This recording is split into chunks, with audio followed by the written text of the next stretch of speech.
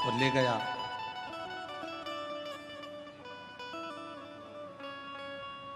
भागीरथ जी ने 60,000 काकाओं के उद्धार के लिए गंगा को पृथ्वी पर लाने के लिए तप करा। भागीरथ बाबा, गंगा पृथ्वी पर आती नहीं है। क्यों? क्योंकि मैं अगर पृथ्वी पर चली गई तो पाताल में चली जाऊंगी। गंगा को झेलने वाला, गंगा को संभालने वाला कोई कोई गंगा पृथ्वी पर नहीं आ रही। भागीरथ जी ने फिर तप करा, फिर साधना करी, फिर उपासना करी और भागीरथ बाबा ने फिर निवेदन करा गंगा जी से कि आपको पृथ्वी पर आओ, पृथ्वी पर आओ। गंगा जी मना करती हैं, मैं नहीं आऊं, मुझे संभालने वाला भी तो कोई चाहिए। भागीरथ जी ने पूछा कि आप पृथ्वी पर नहीं आओगी तो मेरे काकाओं का उद्धार कैसे होगा? मैं क्या करूं कि आप पृथ्वी पर आ जाओ? तो गंगा मैया ने भागीरथ जी से कहा कि एक बार किसी सदगुरु की शरणागति में बैठकर थोड़ा सा सत्संग कर लो, तुम्हें कोई ना कोई तो राह मिल जाएगी। भागीरथ बाबा गुरु बाबा के पास जाकर बैठ गए। गंगा आने को तैयार है, पर मैंने गंगा मैया कह रही है कि मुझे झेलेगा कौन, मैं किससे प्रार्थना करूं? तो संत सतगुरु ने कह दिया कि सत्संग में बैठे हो, इतना याद रखना कि गंगा को झेलने के लिए एक ही है जो झेल सकता है। वो कौन? तो कहा गंगा को झेलने के लिए जिसने अपने पूरी तप और साधना को पूरी जिंदगी में करता रहा हो, वही गंगा को झेल सकता है। और वो देव अधिदेव महादेव है जो गंगा को अपने मस्तक पर झेल सकता है। इसके सिवाय कोई गंगा को झेल पाए ये किसी के बस की बात नहीं है।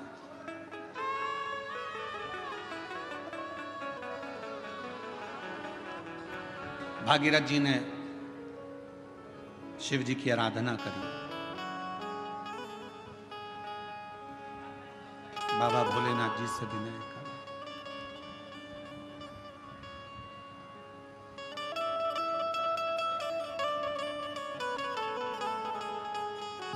महादेव नमन चरणों में स्वीकार कीजिए, सबका किया है मेरा कल्याण कीजिए, उद्धार कीजिए।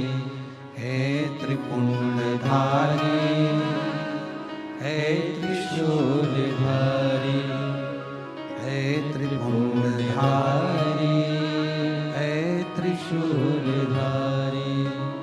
चरणों में तेरे बाबा जी पावन है चारों धाम। तेरी देव करते वंदना, पूजे सीताराम। तेरी देव करते वंदना, पूजे है सीताराम। हो जाए पूरी कामना, हो जाए पूरी कामना। उपकार कीजिए, सबका किया है मेरा उद्धार कीजिए, कल्याण कीजिए। हे त्रिपुंडधारी, हे त्रिशूलधारी, हे त्रिपुंडधारी, हे त्रिशूलधारी। आप कुछ कृपा करो।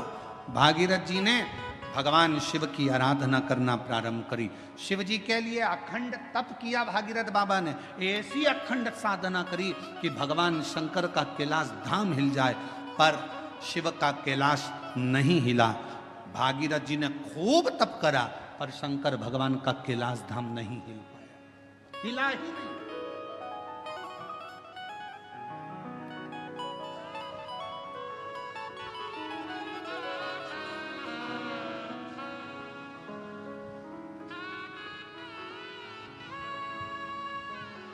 शिवजी तुम्हारे तप से शिव जी तुम्हारी साधना से, शिव जी तुम्हारी तपस्या से जितनी जल्दी प्रसन्न नहीं होते, शिव जी उतनी जल्दी एक लोटे जल से प्रसन्न हो जाते हैं।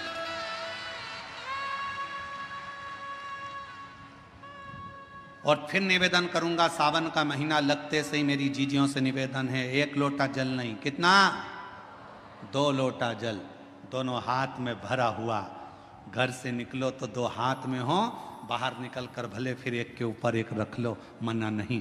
पर शंकर के मंदिर में जब पहुंचो, दोनों हाथ में जल हो और शिव जी के ऊपर दोनों धार एक साथ, बाबा के धार जल की 2 एक साथ लगना चाहिए और शिव जी से अपने मन की प्रार्थना करना चाहिए, शिव स्वीकार करें। भागीरथ जी ने तप करा, शिव जी का कैलाश नहीं हिला। साधना करी, शिव जी का कैलाश नहीं हिला। तप साधना से शिव का धाम नहीं हिला, क्योंकि शिव तप से, शिव साधना से, शिव तपस्या से, शिव तुम्हारी साधना से जितनी जल्दी प्रसन्न नहीं होते, तप से जितनी जल्दी प्रसन्न नहीं होते, भगवान शंकर तुम्हारी यार साधना से जितनी जल्दी प्रसन्न नहीं होते, मेरा देव अधिदेव महादेव उतनी जल्दी एक लोटा जल से प्रसन्न हो जाते। एक लोटा जल, सारी समस्या का हल। जम के बोलो जरा, एक लोटा जल। ये भगवान शिव को प्रसन्न करने का सबसे सुंदर तरीका है। तुम शिव जी को चिरौंजी का भोग लगाओ ना लगाओ, खड़ी शक्कर लगाओ ना लगाओ, तुम शंकर भगवान को बेलपत्र चढ़ाओ ना चढ़ाओ, तुम शिव जी को कुछ दो चाहे ना दो, भगवान शंकर को तुम श्रीफल दो चाहे मत दो, पर शिव जी को केवल एक लोटा जल दे।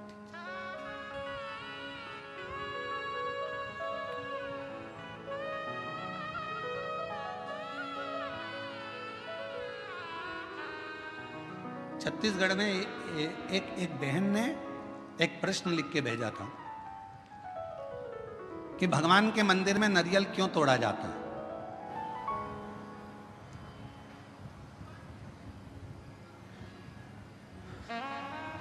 छत्तीसगढ़ का प्रश्न है, मुझे उम्मीद है महाराष्ट्र की जीजियां उत्तर दे देंगी।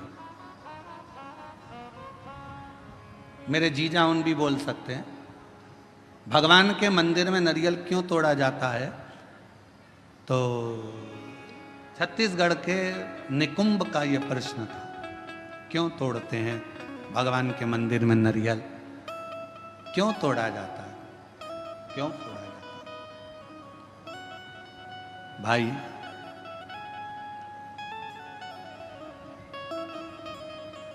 कहा तो कहा भगवान को प्रसन्न करने के लिए, पर हमसे अगर हमारे हम अब इस जगह पर हम हमारे शिव पुराण की बात नहीं कर रहे हैं, हम हमारे दिल की बात कर रहे हैं, हमारे मन की बात कर रहे हैं। ये हम हमारे मन से कर रहे हैं कि जीजी ने पूछा कि भगवान के मंदिर में नारियल क्यों तोड़ा जाता है, तो शायद मेरा दिल कहता है कि भगवान भी कहते होंगे, तू मेरे मंदिर में नारियल तोड़ ले पर अपने घर को मत टूटने देना, तू मेरे मंदिर में नारियल तोड़ ले पर अपने राष्ट्र को मत टूटने देना, तू मेरे मंदिर में नारियल तोड़ ले पर अपने सनातन को मत टूटने देना, वो नारियल के रूप में स्वीकार। ये मेरा दिल कहता है।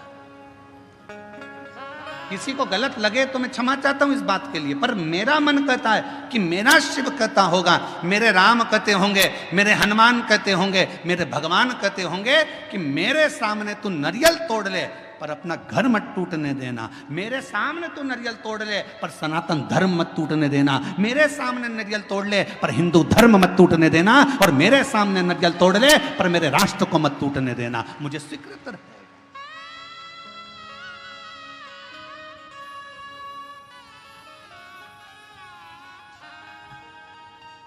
मुझे नारियल का टूटना स्वीकार है पर सनातन धर्म का टूटना स्वीकार नहीं है। मुझे नारियल का टूटना स्वीकार है पर मेरे हिंदू धर्म का टूटना स्वीकार नहीं है। मुझे नारियल का टूटना स्वीकार है पर अपने भारतवर्ष को टूटना स्वीकार नहीं है। मुझे ये चलेगा। तो मेरा दिल कहता है कि भगवान नारियल टूटने का एक क्रम शुभ कार्य में नारियल क्यों फोड़ा जाता है कि जो भी तकलीफ हो, कोई कष्ट हो, मेरा बाबा स्वीकार करना, ये हमने इसको दे दिया, जो भी था उसको प्रदान कर।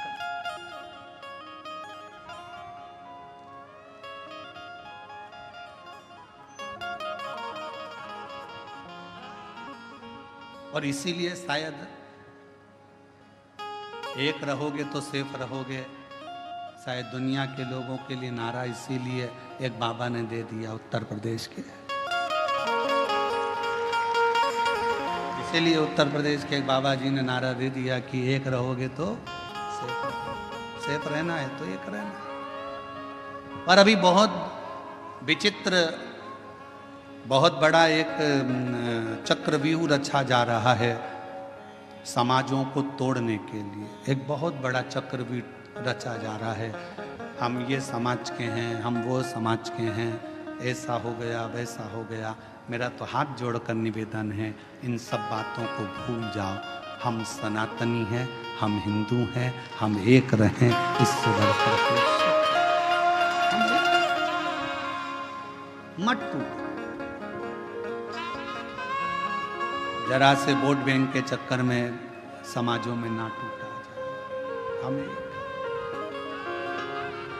मनु और शत्रुपा, शिव महापुराण की कथा, विष्णु पुराण की कथा, अग्नि पुराण की कथा, नर्मदा पुराण की कथा, लिंग पुराण की कथा, नारद पुराण की कथा, ब्रह्म विवर्त पुराण की कथा, बरहा पुराण की कथा, कुर्म पुराण की कथा, जितनी भी कथा निकालोगे सारी कथा में एक चरित्र आएगा। ब्रह्मा जी सृष्टि की रचना भगवान शिव के कहने पर करते हैं। सृष्टि की रचना करने पर ब्रह्मा अपनी जंघा से मनु शत्रुपा को प्रकट करते हैं और वो मनु और शत्रुपा की संतान आप और हम आज तक हैं। एक ही संतान है, मनु और शत्रुपा की औलाद आप और हम हैं। हमें यह पैदा नहीं करा गया कि तुम ब्राह्मण थे कि क्षत्रिय थे कि वैश्य थे कि शूद्र थे। उसने तो हमें मनुष्य बनाकर पैदा करा था, भगवान ने अपना बनाकर पैदा करा था। और जब भी माँ और बाप अपने बच्चे को जन्म देते हैं तो ये सोचकर जन्म देते हैं कि मेरा बेटा एक दिन मेरा नाम रोशन करेगा, एक दिन मेरा बेटा मेरे पद चिन्हों पर चलेगा। भगवान अपने माता पिता अपने बच्चे को इसलिए जन्म नहीं देते कि मेरा बेटा कोई ऐसा कार्य करेगा, गलत कार्य करेगा, बेकार कार्य करेगा। ना ना ना, वो उसने जन्म अच्छे कर्म के लिए दिया, श्रेष्ठ कर्म के लिए दिया। पर दुनिया के लोग हो सकता है थोड़ा मीठा बोलकर थोड़ा अभी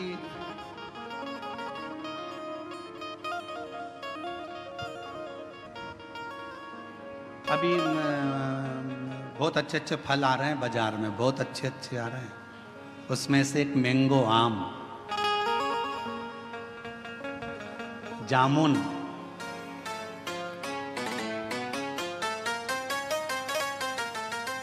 केला, पपीता,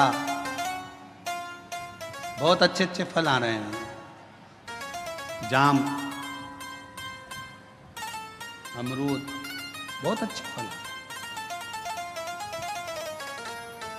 फल वाले के पास जाकर फल खरीदिए। फल भी हमको प्रेरणा देते हैं, फल हमको ज्ञान देते हैं। थोड़ा खट्टा फल होगा ना, अच्छा है, ले लो। ज्यादा मीठे के चक्कर में पड़ोगे ना, मीठा तो रहेगा पर फल के अंदर कीड़ा पड़ा रहेगा। फल मीठा है पर जितना मीठा फल होता है उतना अंदर से सड़ा होता है। जितना मीठा फल होता है उतना अंदर में कीड़ा होता है। इसलिए ज्यादा मीठा बोलने वालों से सावधान रहना। ये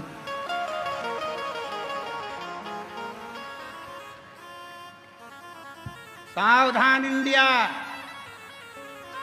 सावधान। पपीता दुकान वाला कह रहा बहुत मीठा, बहुत मीठा, बहुत मीठा। तुम लेके आ गए, अंदर से सड़ा था। आम इतना मीठा, इतना मीठा। थोड़ा खट्टा आम लाती ना, सड़ा नहीं रहता, क्योंकि जिसकी बाड़ी थोड़ी सी कड़वी रहती है ना, उसके अंदर खटास में अंदर कीड़े नहीं रहते। मुंह से बोल दिया सफाचट, एक बार बोल दिया, बेकार लगे अच्छा लगे, क्योंकि खट्टा खट्टा है जो है कड़वा कड़वा है जो है, पर मीठा फल अंदर कीड़ा बैठा रहता है, मीठा फल अंदर से सड़ा रहता है। इसलिए थोड़ी सावधानी रखना। दुनिया के लोग कहें बहुत मिलेंगे आपको, बहुत आते रहेंगे लोग बाग, तुम्हारे से बहुत मीठी मीठी बातें करेंगे, बहुत मीठा बोलेंगे, और बाद में तुमसे कहेंगे क्यों थोड़ा मीठा। तुम देखना जिसको पैसे की जरूरत होती कितना मीठा बोलता है, जी जी, जीजा जी, जीजा जी, और पैसा लेके चले गया 5-10 हजार, उसके बाद तुम मांगने जाओ तब खाके भग रहे हैं, लौटा देंगे। व्यर्थ की बात नहीं करना, रिश्तेदारी में फालतू की फूट मत डालो, हम आएंगे देंगे, मना नहीं कर रहे। अरे मिठास में कीड़ा हो सकता है,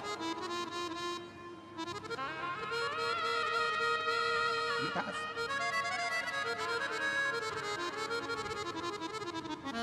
पर खटास में कीड़ा नहीं हो सकता। सावधान रहें, थोड़ा सतर्क रहें, सतर्क होना जरूरी है। मेरे शंकर भगवान की कथा कहती है, शिवजी का कैलाश धाम नहीं हिला, बहुत तप करा, भागीरथ जी ने साधना करी, तप करा, पर भगवान शंकर का कैलाश नहीं हिला, क्योंकि उनने तप करा था। अगर तप की जगह पर एक लोटा जल लेकर पार्थिव लिंग का निर्माण कर कर शिवजी को जल चढ़ा देते, मेरा शंकर सामने प्रकट हो जाता। और आखिरी में भागीरथ जी ने देखा शिवजी प्रकट नहीं होते, तब भागीरथ बाबा ने वही किया जो आप करते हैं, एक लोटा जल मेरे भागीरथ बाबा ने शिव को हृदय का जल चढ़ाना प्रारंभ करा, तो शिव सामने आकर प्रकट हो गए। मांग तुझे क्या चाहिए भागीरथ, बोल तुझे क्या दूं, क्या दूं। तो भागीरथ बाबा ने कहा, प्रभु बस गंगा जी पृथ्वी पर आना चाहती हैं, पृथ्वी पर आएंगी तो पाताल में चली जाएंगी, आप कृपा करो कि ये गंगा को अपने जटा में झेल ले। शिव जी ने कहा जटा में, हाँ।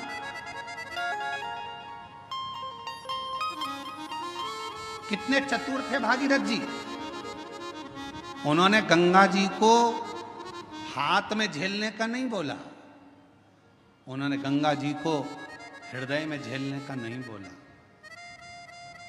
उन्होंने गंगा जी को सिर पर झेलने का, जटाओं में झेलने का बोला। क्यों? क्योंकि भागीरथ बाबा जानते थे हृदय में शिव के माँ गौरा विराजमान है, हाथों में शिव के, शिव भक्तों की डोर थमी हुई है, सिर पर अगर गंगा बैठ गई तो शिव भक्तों का भी कल्याण करेगी और जगत का भी कल्याण करेगी। सिर पर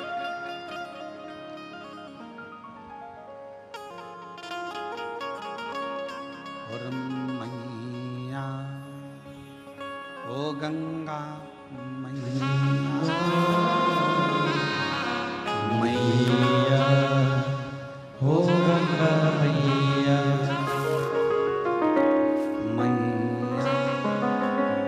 गंगा मैया,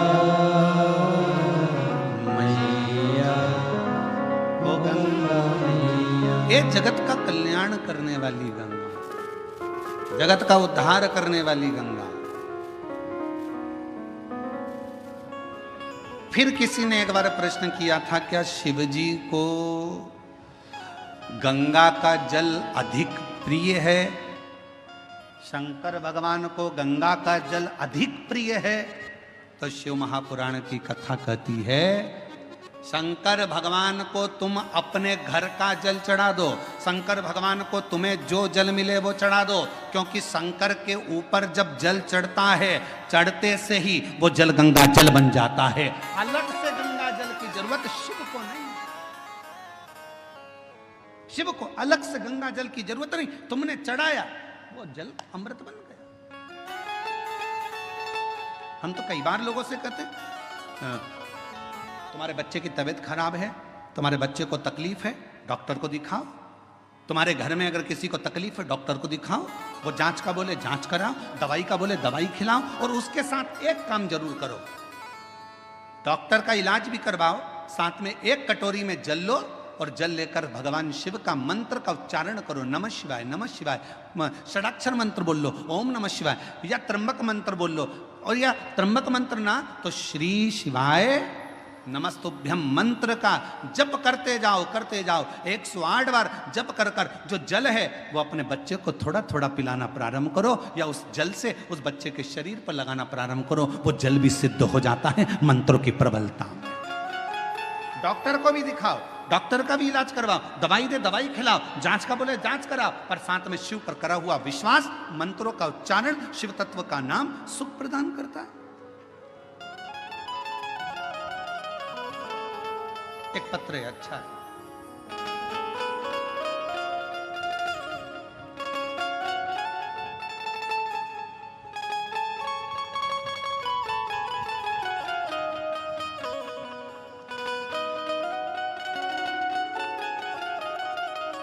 दिव्या गुलाब सिंह राजपूत, जन्म दिनांक 22/7/2008, मुकाम पोस्ट जय सिंह नगर, महाराणा प्रताप, तालुका गंगापुर, जिला छत्रपति संभाजी नगर। मोबाइल नंबर ये है। कहीं बैठी हो? आप ही हैं? बच्ची आई है साथ? आ जाओ, ले आओ। मैं दिव्या राजपूत, बाबा की कृपा से मेरी जन्मजात एक बीमारी है किडनी की। मेरी एक किडनी पूरी बेकार है और दूसरी किडनी मेरी 20% काम कर रही है। डॉक्टर ने कहा था कि सिर्फ 2 साल तक जीवित रह सकती हूं, पर शिवजी पे भरोसा कर कर आज तक जीवित हूं। ये मेरे शंकर की करुणा है, मेरे शिव की उदार। गुरुदेव, पहली किडनी तो थी नहीं, दूसरी भी 20% ही बची थी, तो डॉक्टर ने मुझे 2 साल दिए थे कि अब तुम 2 साल से ज़्यादा नहीं रहो, पर बाबा की कृपा से मैं जीवित हूँ, अच्छी हूँ। गुरुदेव, मैं हर जगह कथा में पहुंची। गुरुदेव, कथा में आने का मेरा केवल एक ही काम था, क्योंकि मुझे डॉक्टर ने डायलिसिस पर डाल दिया था और डॉक्टर ने कह दिया था कि डायलिसिस चलेंगे। अब मन करता था कि डायलिसिस की जिंदगी क्या जिंदगी। तब किसी ने कहा कि अगर पंडाल में बैठकर शिव महापुराण की कथा सुनी जाए, शिवजी को 1 लोटा जल चढ़ाया जाए, तो उसका फल जरूर मिलता है। और बाबा की ऐसी कृपा हुई, मैंने नागपुर, सीहोर, छत्रपति संभाजी नगर में कथा को सुना और वेजापुर पंडाल में भी कथा सुनने के लिए आई हूँ। बाबा, डायलिसिस की बात आई, कथा सुनने के बाद, शिवजी पे जल चढ़ाकर बेलपत्र लेने के बाद फिर मैं वापिस डॉक्टर साहब के पास डायलिसिस की जांच के लिए पहुंची, तो डॉक्टर ने कह दिया तुम्हारी रिपोर्ट पूरी नॉर्मल आ गई है, अब तुम्हें डायलिसिस की जरूरत नहीं है। पत्र को आप लोग देख सकते हो, पूरी रिपोर्ट नॉर्मल आ गई है, अब तुम्हें डायलिसिस की जरूरत नहीं है। मैं बाबा को यहाँ प्रणाम करने के लिए आई, मैं बाबा को नमन करने के लिए। और तेरी कृपा का क्या है भरोसा, कब किस पर हो जाए, जरा सी हम पर कर दो, जरा सी हम पर कर दो। एक पत्र और है, अच्छा। मेरी कृपा का क्या है भरोसा, कब किस पर हो जाए, जरा सी हम पर कर दो, जरा सी हम पर कर दो। मुकाम गंगा सागर नामदेव, धूलिया डोंगर गांव, तालुका पाथरी, जिला परभणी। डोंगर गांव में हम रहते थे और डोंगर गांव में रहते रहते हमारे को बच्चे तो हुए, पर बच्चे शांत हो गए, जीवित नहीं रहे। गुरुदेव, हम वहाँ रहने के बाद में डॉक्टरों से इलाज करवाते रहे। 10 साल तक जालना में ट्रीटमेंट चालू रखा, पर उसमें भी कोई सफलता नहीं रखी। 10 साल निकल गए, 12 साल निकल गए, ऐसे वर्ष निकलते चले गए गुरुदेव, तो भी औलाद का सुख नहीं आया। फिर किसी ने कहा कि एक बार पंडाल में जाकर कथा सुनो।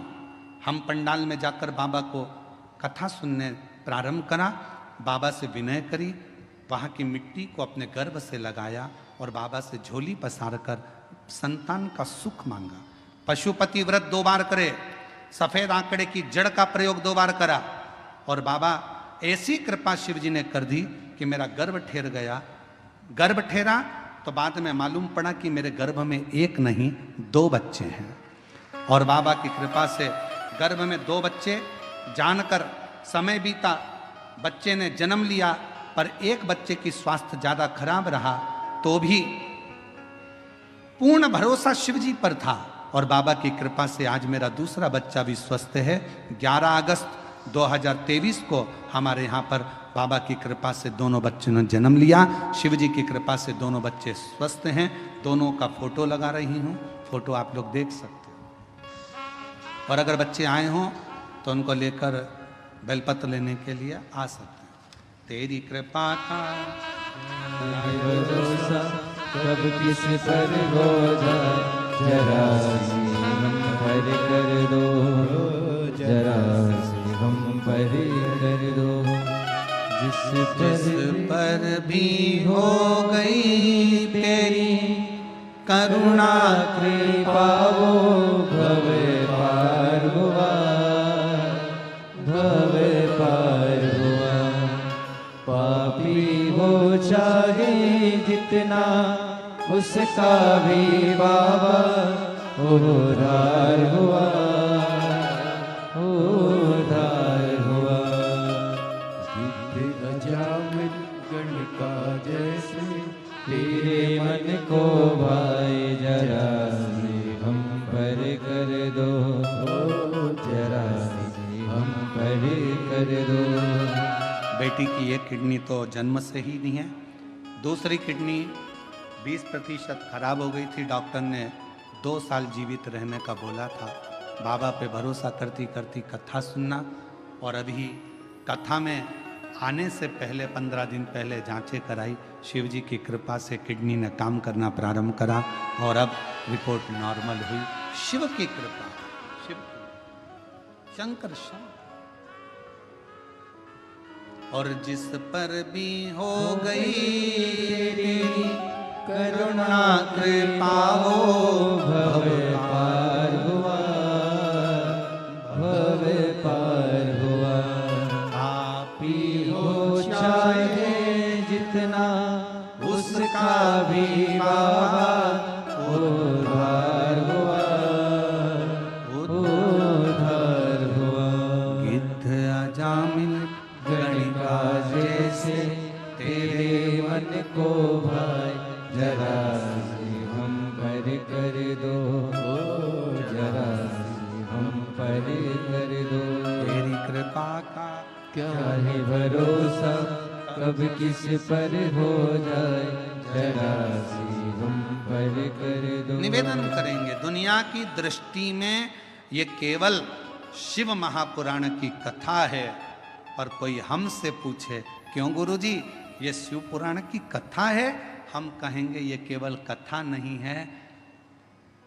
बेटा और बेटी अपने बाप से बात कर ले शंकर भगवान से, ये वो शिव तत्व की आनंद है। इससे कहो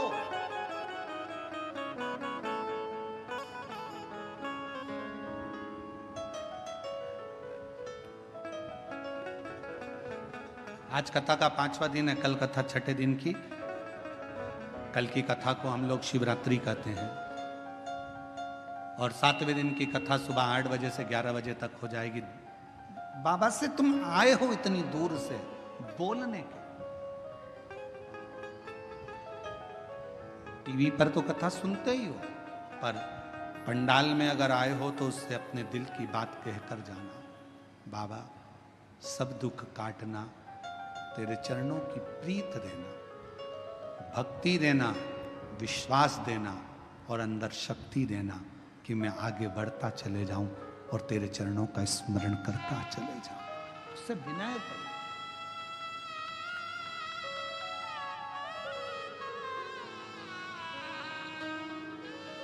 उससे विनय करो, निवेदन करो, सुने।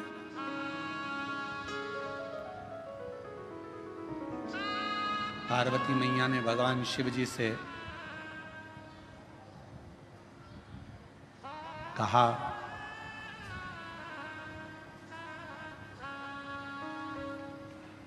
आप गंगा जी को सिर पर क्यों लिए हो? किस लिए? आप सबको मालूम होना चाहिए गंगा जी माता पार्वती जी की बड़ी बहन है।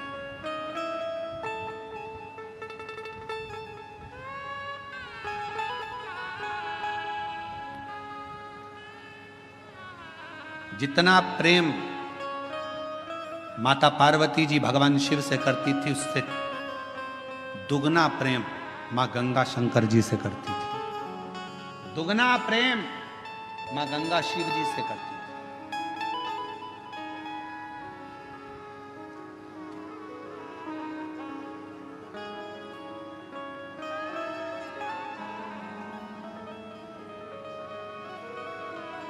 एक दिन पार्वती जी को मालूम पड़ा कि जितना स्नेह मैं करती हूँ, जितनी पूजन मैं करती हूँ, उतनी ही मेरी बड़ी बहन शिव जी से करती है, शिव जी की आराधना करती है, गंगा जी शंकर की पूजन करती है, उतनी।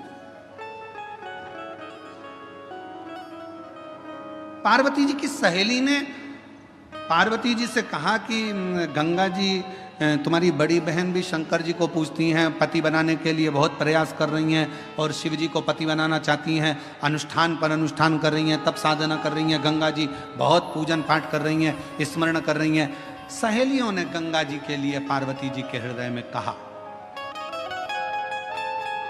तो पार्वती जी के हृदय में थोड़ी सी क्षुब्धता उत्पन्न हुई। पार्वती जी को लगा कि ये तो गंगा जी को नहीं करना चाहिए, तुम एक काम करो, कल अपन एक काम करते हैं, गंगा जी शिव जी से दूर हो जाए उसके लिए एक प्रयास करते हैं। और पार्वती जी की सहेली के कहने पर पार्वती जी की सहेली ने एक रचना रची और पार्वती जी की सहेली ने रचना रखकर कहा कि मैंने सुना है अगर कोई संत निकल कर जाते हैं और उनके ऊपर अगर पानी डाल दिया जाए, पानी का छींटा दे दिया जाए, तो संत प्रसन्न होकर वर दे देते हैं। गंगा जी ने कान लगाकर सुन लिया कि ऐसा करने से मुझे शिव मिल सकते हैं। सामने से दुर्वासा बाबा जाते हुए नजर आते, एक संत का जाना होता, गंगा जी का पानी का फेंकना होता और फेंकने पर जैसे ही जल फेंका, ऋषिवर को क्रोध आ गया और उन्होंने कह दिया, गंगा तूने एक संत का अपमान करा है, संत का अपमान।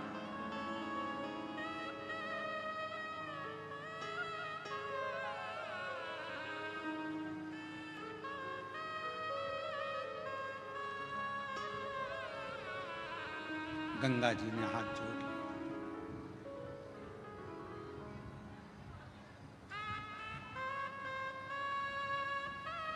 चरणों में मैं प्रणाम करती हूँ, क्षमा करिए, क्षमा करिए, मैं विनय करती हूँ, मुझे क्षमा कर। गंगा मैया ने क्षमा। समय आया, गंगा जी रोने लगी, आंखों से नीर बहने लगा। भगवान शिव ने जब पार्वती जी के सम्मुख में देखा, क्योंकि गंगा जी को क्रोध आ रहा था पार्वती जी पर कि पार्वती जी ने मुझे शिव जी से दूर करा, ये अपमान संतों का करवाया तो पार्वती ने करवाया, ये सोच लिया गंगा जी ने। तो गंगा जी बोली, पार्वती तूने मेरे साथ ऐसा करा, मैं तुझे श्राप देने को आतुर होती हूं। पर शिव जी ने रोका, पार्वती मेरी अर्धांगिनी बनेगी, इसको श्राप मत दो। गंगा रुको। गंगा ने कहा, पर मैं भी तो आपको प्रेम करती हूं, मैं भी तो आपको स्नेह करती हूं, तो मैं भी तो चाहती हूं आपको। शिव जी कहे, गंगा तुम चिंता मत करो, मेरी जितनी संतान होगी ना गंगा, सब तुम्हारे ही जल से प्रकट होगी और दुनिया भले अर्धांगिनी मेरी पार्वती होगी, पर गंगा पार्वती अगर मेरे हृदय में रहेगी ना, तो गंगा तू मेरे मस्तक पर विराजमान रहेगी। तू चिंता मत कर, तू चिंता ना कर। क्यों चिंता कर? और भगवान शिव, भगवान ओघड़ रानी शंकर, भगवान भागीरथ जी के कहने पर गंगा माँ को अपने सिर पर लेने को आतुर।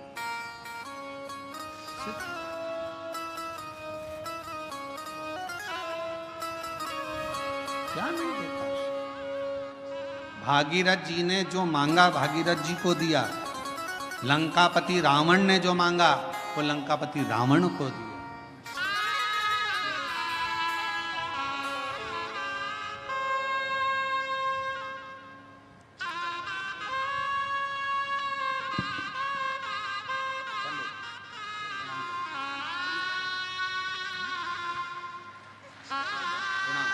प्रणाम करो, चलिए प्रणाम करो, हाथ जोड़ो, दोनों प्रणाम करो, प्रणाम करो, प्रणाम करो, चलो जाओ,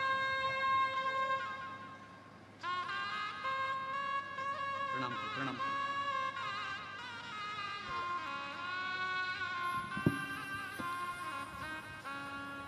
बच्चों का नाम है शिव और शंभू। जोरदार तालियां।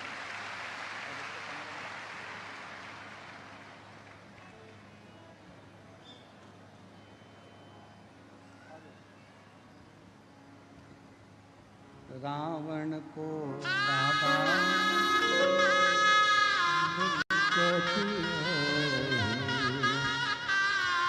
बस को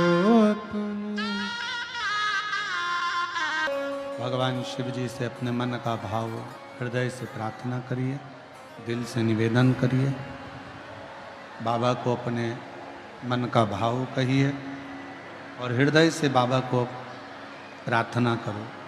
जहाँ जगह मिले वहाँ बैठकर शिव जी को अपने मन से भाव से हृदय की बात कहिए। जहाँ भी जगह मिले वहाँ बैठ जाएं और दिल से बाबा को प्रार्थना करिए। सभी लोग साथ में बोलेंगे, विनय करेंगे, साथ में निवेदन करेंगे, प्रार्थना करेंगे।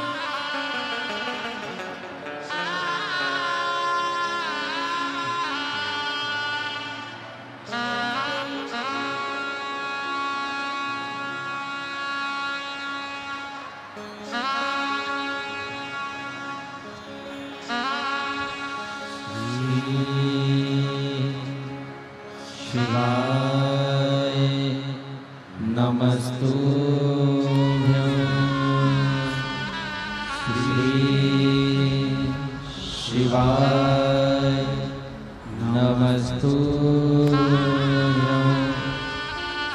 श्री शिवाय नमस्तुभ्यं श्री शिवाय नमस्तुभ्यं श्री शिवाय नमस्तुभ्यं। भोला सब दुख काटो हमारा, भोला सब दुख काटो हमारा। शिव शंकर जपूं तेरी माला, भोले बाबा जपूं तेरी माला। भोला सब दुख काटो हमारा, भोला सब दुख काटो हमारा। शिव है मंगल मंगलकारी, शिव है मंगल मंगलकारी। शमशान वासी हमारा, शमशान वासी हमारा। भोला सब दुख काटो हमारा, भोला सब दुख काटो हमारा।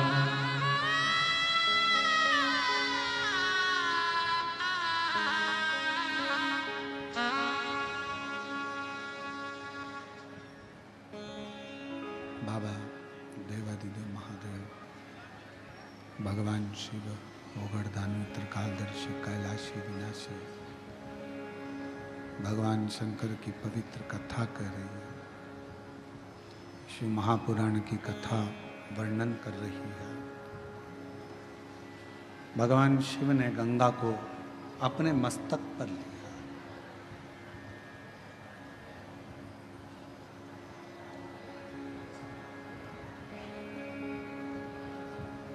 यदि जगत कल्याण की अगर कोई बात करे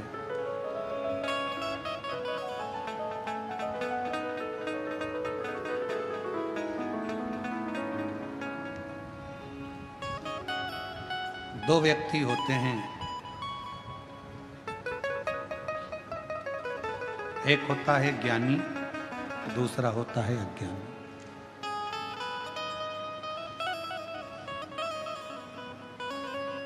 ज्ञानी व्यक्ति की वाणी और अभिमान, अज्ञानी व्यक्ति का अभिमान,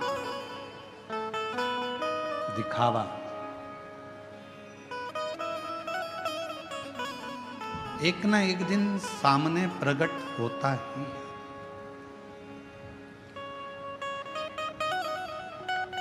ज्ञानी की वाणी आपको बता देगी कि आप सामने वाला व्यक्ति कितना ज्ञानवान है।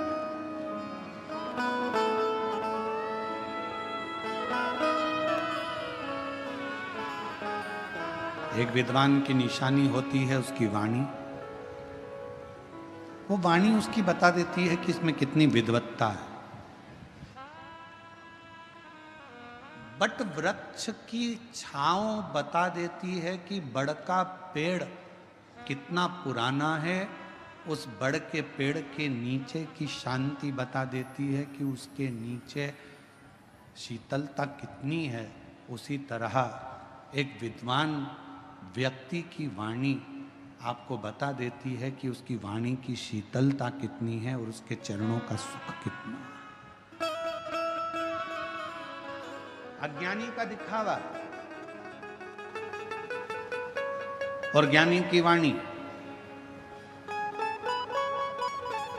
जैसे ही गंगा मैया पृथ्वी पर आ रही थी और भगवान शंकर ने गंगा जी को मुख ऊपर कर कर देखा तो गंगा कल कल कल कल की ध्वनि कर कर पृथ्वी पर आई।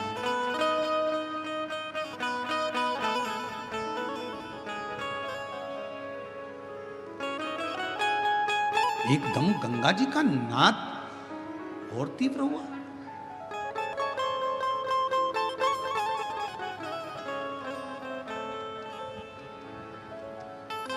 और गंगा जी का नाद एकदम जब तीव्र हुआ तो शिव जी ने फिर शीश को ऊपर करा और गंगा जी को देखा।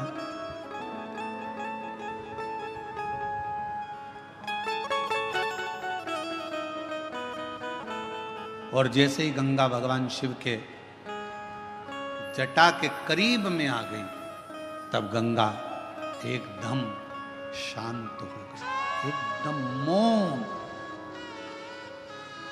एकदम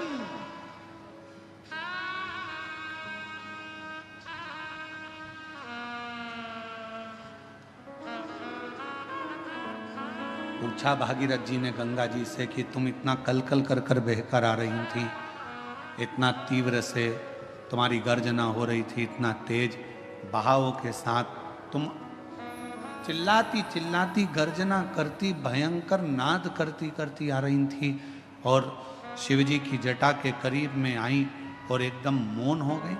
तो गंगा जी ने भागीरथ बाबा से कहा, मुझे मालूम नहीं था कि जो मुझे अपनी जटा में झेल रहा है वो कोई साधारण नहीं है। उसके करीब में जाते से ही एक मौनता धारण करने पर सब कुछ प्राप्त हो सकता है। वो शिव है, वो कर्पूर गौरम करुणावतारम संसार सारम बुद्धविद्यारम सदा वसंतम हृदयारविंदे भवम भवानी सहितं नमामि। नमः शिवाय। ओम नमः शिवाय। नमः शिवाय। ओम नमः शिवाय। कर्पूरगौरवं करुणावतारं संसारसारं भुजगेन्द्रहारं। नमः शिवाय। ओम नमः शिवाय। नमः शिवाय। ओम नमः शिवाय। कर्पूरगौरवं करुणावतारं संसारसारं भुजगेन्द्रहारं। मुझे क्या मालूम था कि यहाँ मौन रहने पर भी सब मिल सकता। शिव महापुराण की कथा कहती है, भगवान शंकर का चरित्र कहता है, बेलपत्र की छांव में शिव जी के शिवालय में, शमशान में 3 जगह पर अगर व्यक्ति मौन रहकर शिव को पुकारता है तो शंकर उसके ऊपर करुणा जरूर करते हैं। 3 जगह पर मौन हो जाओ। बेलपत्र की छांव में जब पहुंचो तो थोड़ी देर शांति से चुप बैठकर, अपने हाथ में माला हो तो ठीक, ना माला हो तो कर की माला हो, कर की माला भी ना हो तो घट की माला हो, भीतर से अंदर से ओम नमः शिवाय। ओम नमः शिवाय। नमः शिवाय। भीतर की माला से उसको पुकारो। शमी की जो पत्ती होती है, एक पत्ती में जितनी पत्तियां लगी होती हैं और एक पत्ती के अंदर, जरा ध्यान देंगे, जैसे इस पत्ती में ढेर सारी पत्तियां लगी हुई है, उस पत्ती में से भी एक पत्ती तोड़ोगे और एक पत्ती तोड़ने पर उस पत्ती को भी अगर गिनोगे तो उसमें बहुत सारी पत्तियां होती हैं। आज प्रयास करना, अगर कहीं आपको शमी की पत्ती मिले तो जैसे ये पत्ती, इस पत्ती को तोड़ा गया, इस पत्ती में से एक पत्ती निकाली गई और एक पत्ती निकालकर आप धीरे से रखना, और उसमें भी बारीक बारीक बारीक बारीक बारीक बारीक बहुत सारी पत्तियां नजर आती हैं। शिव महापुराण की कथा कहती है, जो सोमवार की अष्टमी हो या प्रदोष का व्रत हो या 12 महीने की शिवरात्रि हो या किसी भी दिन प्रदोष काल के अंतर्गत शंकर भगवान को एक शमी का पत्ता कोई भूलवश भी समर्पित कर देता है तो जितनी एक पत्ती में पत्तियां होती है और उस पत्ती के अंदर भी एक पत्ती को तोड़ने के बाद जितनी पत्तियां होती है, उतने जन्म मृत्यु लोक में मनुष्य के नहीं होते। 84 लाख योनियों में से वो योनियां कट जाती हैं और देव योनि प्राप्त हो जाती। फूलों की कलियों में, काशी की गलियों में, तेरे बिना कुछ कहे ना, तेरे बिना भी क्या जीना, तेरे बिना भी क्या जीना, हमारे तेरे बिना भी क्या जीना, ओ शंभू रे तेरे बिना भी क्या जीना। फूलों की कलियों में, काशी की गलियों में, फूलों की कलियों में, काशी की गलियों में, तेरे बिना कुछ कही ना, तेरे बिना भी क्या जीना, ओ शंभू रे तेरे बिना भी क्या जीना, ओ बाबा रे तेरे बिना भी क्या जीना। ये वार्ता वो जीजी लिख रही है, मेरी उम्र 50 की, कैसे देगा वो? पर खाली ना जाता कोई दर से तुम्हारे। जो जैसा आया, जिस भाव से आया, ये कथा का पंडाल नहीं, मेरे बाबा का निज निवास है। शिव पुराण कथा में शिव जी ने तुमरुका जी की साक्षी में चंचुला देवी को वचन दिया है। चंचुला, पृथ्वी पर जहां शिव महापुराण की कथा कलयुग में होगी, मैं 12 ज्योतिर्लिंग छोड़कर, कैलाश छोड़कर 7 दिन वहां निवास करूं, मैं वहां निवास करूं।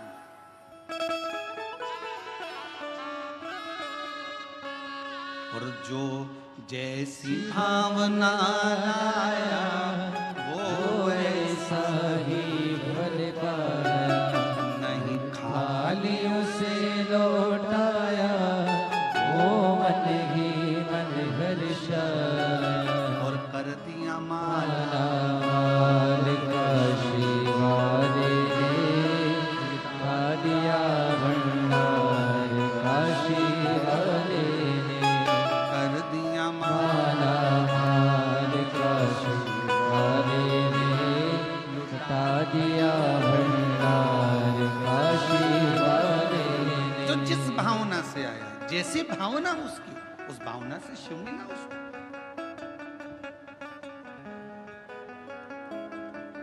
अब इतनी लाखों की भीड़ में पंडालों में जगह नहीं है, लोग बाहर बैठे हुए हैं, गाड़ियों पर चढ़े बैठे हैं, जगह नहीं, रोडों पर बैठे हो। इतनी लाखों की भीड़ में आपके अंदर क्या है, क्यों आए हो, क्या मांगने आए हो, क्या लेने आए हो, शिव से क्या कहने आए हो, हमको थोड़ी ना मालूम, हमको नहीं मालूम। पर आप जिस भावना से आए हो, जिस भाव से तुम पहुंचे हो, शिव को देता है।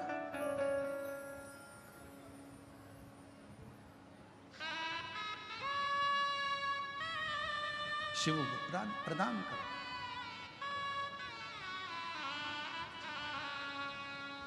तीन स्थान पर अगर मौन भी बैठे हो तो शिव देता है।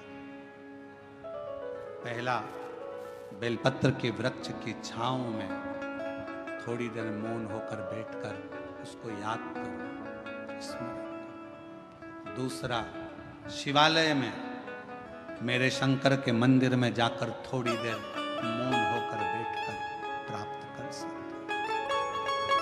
तीसरा, शमशान में अगर कोई मुर्दे को जलाने के लिए गए हो, शमशान तक पहुंचे हो, तो थोड़ी देर अगर वहां बैठने का मौका मिला है तो वहां बैठकर ठिठोली नहीं करना, हंसना नहीं, तेज बात नहीं करना, बहुत तेज चिल्लाना नहीं, मौन। मुर्दा जल रहा होगा, रिश्तेदार उसको जला रहे होंगे, तुम्हें मौका मिला है शंकर से 2 मिनट बैठकर मौन रहकर बात करने का।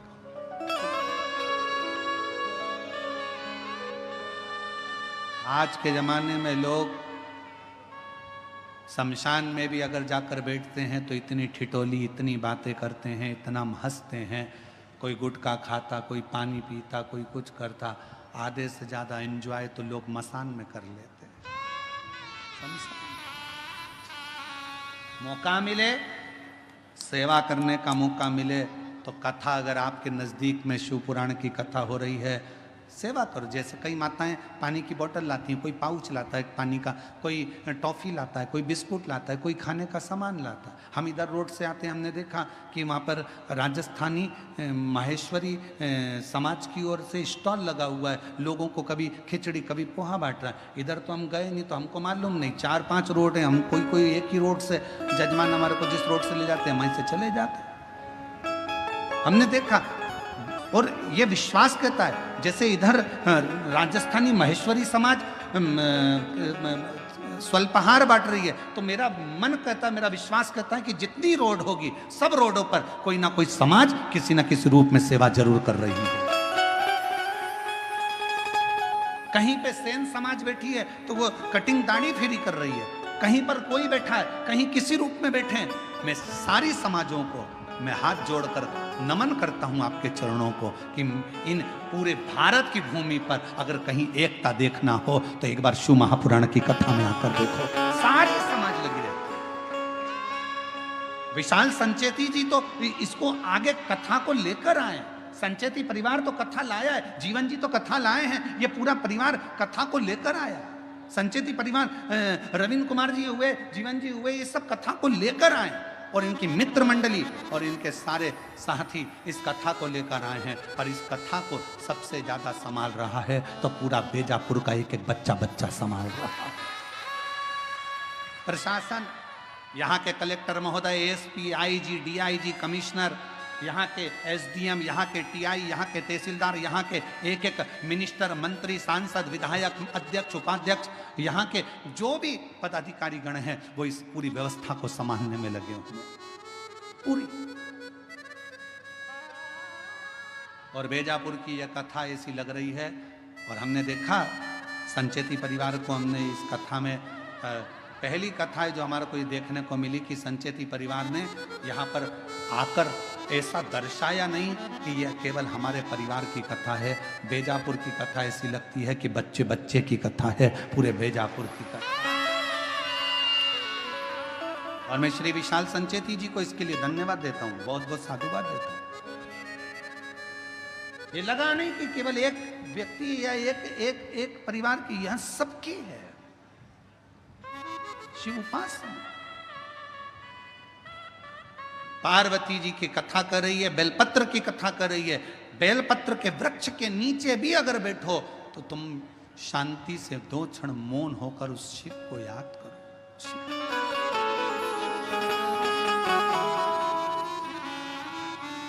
आप शंकर जी के मंदिर जा रहे हो तो उस शिव को याद करो। एक बहन ने अपना फोटो लगाया है कावड़ यात्रा का, सीहोर का।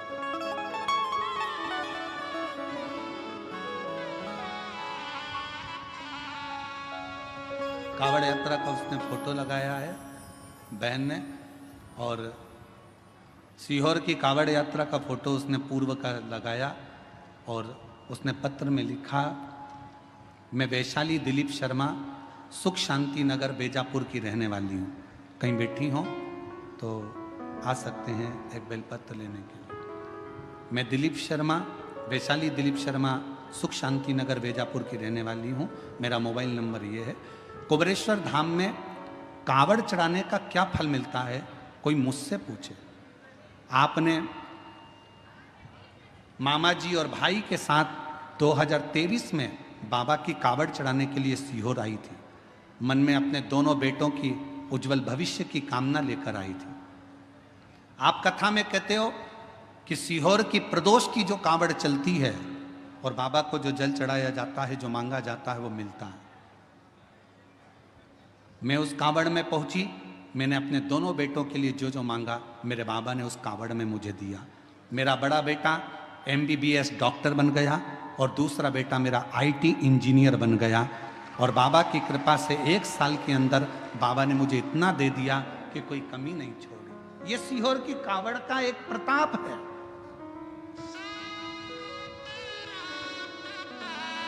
और हम तो आपको भी निमंत्रण देंगे, जितने टीवी पर कथा सुन रहे हैं, 6 अगस्त को प्रदोष के दिन की कावड़ सुबह 9 बजे बाबा की भराएगी सीहोर से। सीवन नदी, माँ सीवन का जल कुबेरेश्वर धाम तक जाएगा। दिल से बाबा का कावड़ के 2 लोटे, 1 डंडा, केसरिया वस्त्र, केसरिया साड़ी, पुरुष वर्ग श्वेत वस्त्र या केसरिया वस्त्र पहनकर बोल बम बोल बम बोल बम बोलते बोलते शिव को जल दोनों हाथ से समर्पित चढ़ा। और पूरे महीने में अगर आप कभी भी सावन के महीने में सीहोर जा रहे हैं तो वहां का जल भरकर शिव को समर्पित करें। आप अगर उस कावड़ में ना आ सके तो सावन का पूरा महीना ही कावड़ का है, जब जाओ तब समर्पित करो शिव को राज्य।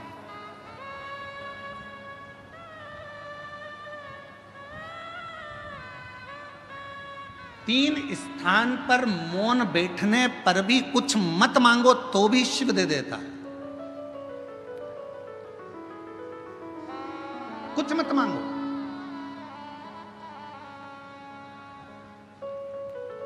आप अगर वहां जाकर मौन होकर बैठ गए तो भी शंकर दे देगा, तो भी शिव दे देगा।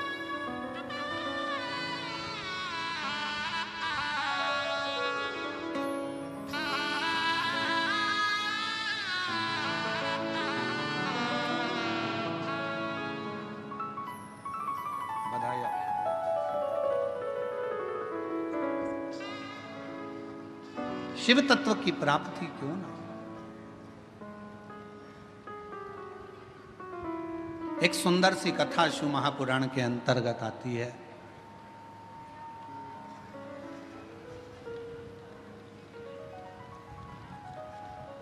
शिव कथा कहती है, माँ जगतजननी जगदम्बा अम्बा भवानी माँ दुर्गा शिवजी के नेत्र बंद करने पर एक बालक ने जन्म ले लिया था, जिस बालक का नाम अंधकासुर हो गया।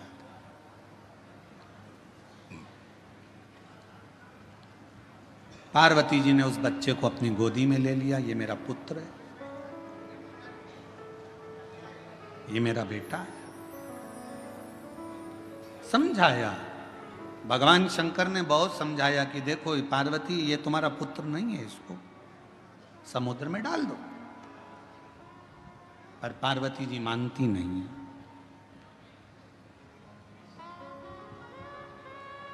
दुनिया में एक मां एक ऐसी होती है जिसका बेटा पेट में रहता है तो भी लात मारता है, गोदी में रहता है तो भी लात मारता है, उसके बाद भी मां अपनी पूरी जिंदगी उस बेटे की भलाई के लिए निकाल देती है। केवल जगत में, इसलिए पूरी दुनिया में मां की बराबरी परमात्मा भी नहीं कर सकता। परमात्मा से भी अगर कोई बड़ी सीढ़ी है तो वो तुम्हारी घर में रहने वाली बूढ़ी मां तुम्हारी मां है, वो सीढ़ी है। को पहचान।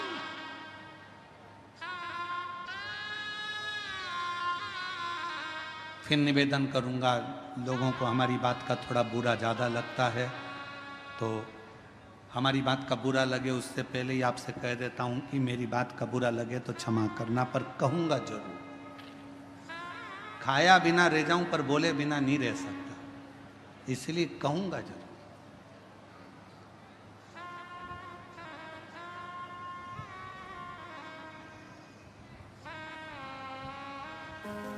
कि जिस घर में माँ बाप की इज्जत नहीं होती, उस घर में देखना कभी बरकत नहीं होती। जिस घर में माता पिता का सम्मान है,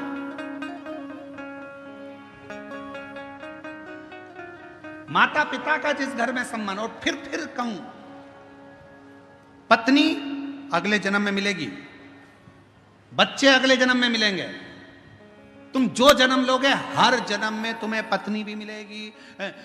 वो कहते ना, तुम गधा भी बनकर पैदा हो गए तो पत्नी मिलेगी, कुत्ता भी बनकर पैदा हो गए तो भी पत्नी मिलेगी, बच्चे भी मिलेंगे, खाने को भी मिलेगा, पीने को भी मिलेगा। पर हर जन्म में जो माँ इस जन्म में मिलती है वो हर जन्म में नहीं मिलती है। माँ एक बार उसकी इज्जत करो, सम्मान करो, सत्कार करो। थोड़ा ऊंचा नीचा बोल भी देना तो उसके वचन का बुरा मत मानो, बहुत प्रसन्नता में जवाब दो उसको, माँ है। अंधकासुर को गोदी में ले लिया मेरे शिव जी ने, मेरी पार्वती जी ने, और कहा ये मेरा पुत्र है। शंकर भगवान कह रहे हैं ये नेत्र बंद करने के बाद हुआ, इसको फेंक दो। नहीं, माँ माँ होती है। बेटा कैसा भी हो तो भी माँ कभी अपने बच्चे को, हाँ कभी कभी नाराज होती है ना तो गुस्से में बद्दुआ दे देती है, अपशब्द कह देती है, ताना दे देती है, आड़ा टेढ़ा बोल देती है, सब चलेगा।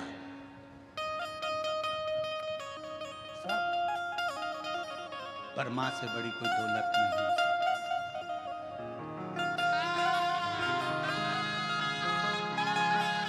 वो कहते माँ बच्चों की जान होती है, माँ बच्चों की जान होती है। वो होते हैं किस्मत वाले जिनके माँ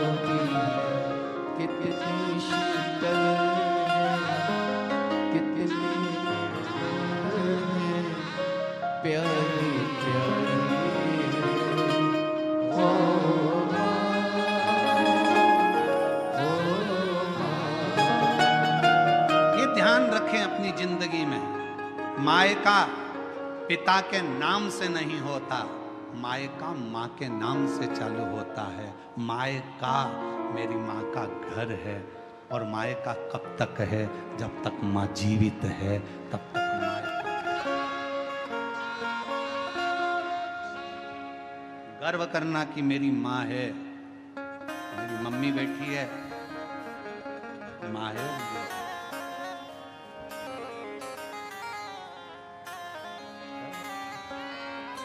अंधकासुर को बड़ा समुद्र में डाल दिया, समुद्र में हिरण्याक्ष ने पाल पोस के बड़ा कर लिया।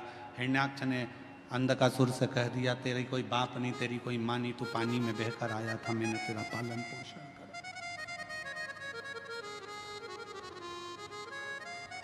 मैंने तेरा पालन पोषण करा।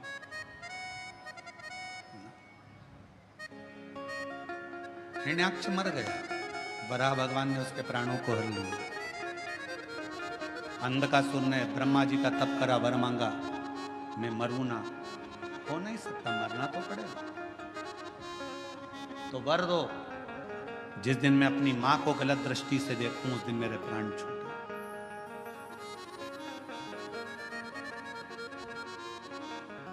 शिव पुराण की कथा कहती है, जिंदगी में मनुष्य के हाथों से ऐसा कोई दिन नहीं निकलता जिस दिन मनुष्य के हाथ से कोई पाप नहीं होता।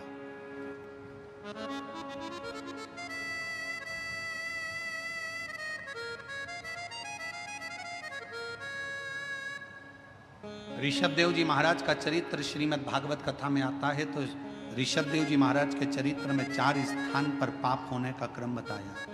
पहला, झाड़ू लगाते समय छोटे छोटे जीव मर जाते हैं, पाप माथे चढ़ जाता है। ऋषभ देव जी महाराज का चरित्र श्रीमद् भागवत में कहा। दूसरा, कपड़े धोते, नहाते, बर्तन धोते समय छोटे छोटे जीव मर जाते हैं, पाप माथे चढ़ जाता है। तीसरा, अग्नि जलाते समय, गैस जलाते समय, चूल्हा जलाते समय, लाइट जलाते समय छोटे छोटे जीव मर जाते हैं, जिसका पाप माथे चढ़ जाता है।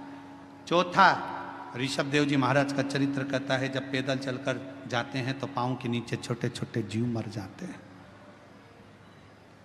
श्रीमद् भागवत में ऋषभ देव जी महाराज का चरित्र कहता है कि 4 स्थान पर हर व्यक्ति से पाप होता है।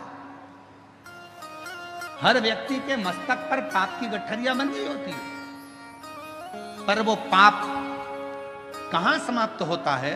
शिव महापुराण की कथा कहती है, जब हम किसी बेलपत्र के वृक्ष के नीचे से निकल कर चले जाते हैं तो हमारे मस्तक पर चढ़ा हुआ सारा पाप एक क्षण में समाप्त हो जाता है।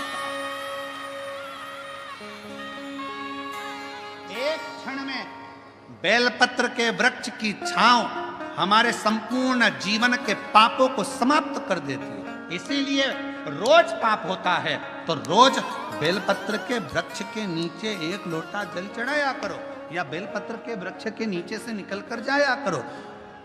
अपने मोहल्ले में, अपनी कॉलोनी में अगर कोई बेलपत्री का पेड़ हो तो तुम्हें जाना उधर से है तो पति से कहना इधर से ले चलो, उसकी छांव में से थोड़ा सा निकल कर चले जाएंगे तो हमारी जिंदगी के पाप करना समाप्त हो।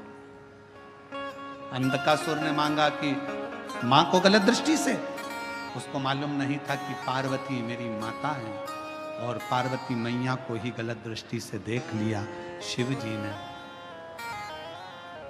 काल भैरव को प्रकट कर कर उस अंधकासुर को समाप्त। मां मां होती,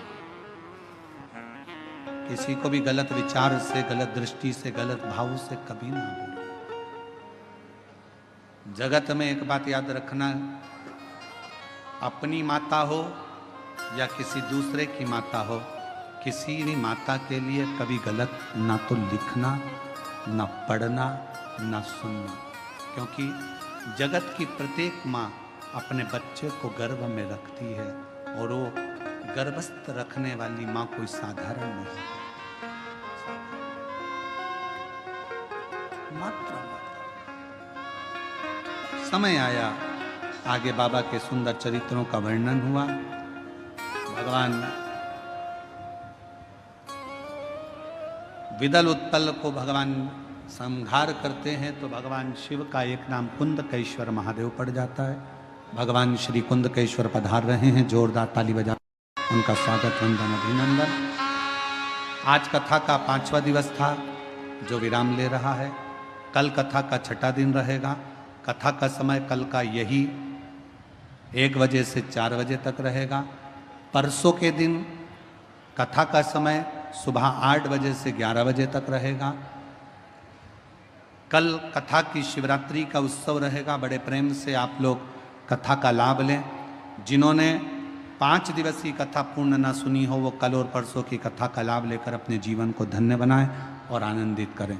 हर हर महा बाबा की पवित्र कथा का लाभ आप और हम ले रहे हैं। 12 जुलाई से 18 जुलाई तक श्रावण के महीने की पहली कथा कोरबा छत्तीसगढ़ में स्थान कोरबा छत्तीसगढ़ में होगी और 30 जुलाई से 5 अगस्त तक सावन के महीने की दूसरी कथा जयंती स्टेडियम भिलाई छत्तीसगढ़ में बोलबम सेवा समिति कल्याण समिति के द्वारा होगी। कथा का समय 1 बजे से 4 बजे तक रहेगा और 5 तारीख से 9 तारीख तक सीहोर कुबरेश्वर धाम पर बाबा के कंकर शंकर की भूमि पर रुद्राक्ष महोत्सव होगा, जिसमें 5 दिवसीय कथा चलेगी। और 10 तारीख को बाबा के सुंदर शिव दीक्षा गुरु दीक्षा महोत्सव होगा, जिसमें भगवान देवादिदेव महादेव की आराधना पूजन का स्मरण होगा। हर हर